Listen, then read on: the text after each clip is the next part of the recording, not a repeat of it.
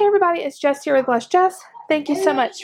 And Lucy and Daddy and everybody else you're going to hear in this video.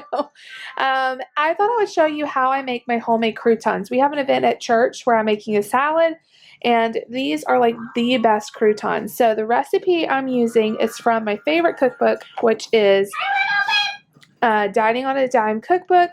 This is from the channel Living on a Dime. I'll link them down below. Their crouton recipe is also online, so you can totally go over there and check it out. Like I said, I'll link it down below. But this is the best, the easiest crouton recipe ever. And I made these once before, and seriously, I could have just eaten them plain. They're so good, so much better than anything like any other store-bought crouton.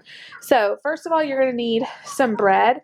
This is in my freezer. I got this free, and I put it in the freezer. It's been in there forever. But that's the best part about making croutons is you need like old, you know, stale kind of bread. So I just have it out. I had it defrosting, and it's dried out a little bit over the last few hours. So I had it defrosting, and it's ready to go. So the recipe says about 3 cups. I don't know. I don't measure it. I just get a bunch of bread. So this is the bread I have. I believe this is like a French bread.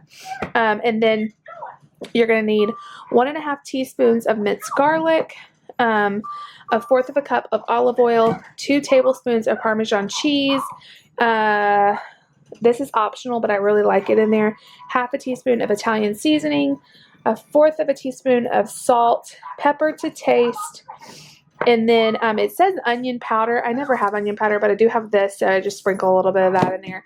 So basically, I'm just going to cube this up in a big bowl, mix everything together, and we're going to bake it at 350 for 15 to 20 minutes, turning it once, like mixing it up once so it toasts evenly. I'll show you what it looks like when I have it all mixed together and I'm pouring it out on my baking sheet. Okay, everybody, so I cut up the bread, and then I sprinkled the Parmesan cheese on top, the Italian seasoning, and some of my onion, minced onion, dried minced onion. And then right here I have the olive oil, the garlic, and salt and pepper. So all I'm going to do is grab a little spoon here. Sorry, I'm trying to do this with one hand. This is such a simple recipe. It's a great way to use up bread. So I'm just going to pour that on top. I'm going to just make sure it's evenly coated.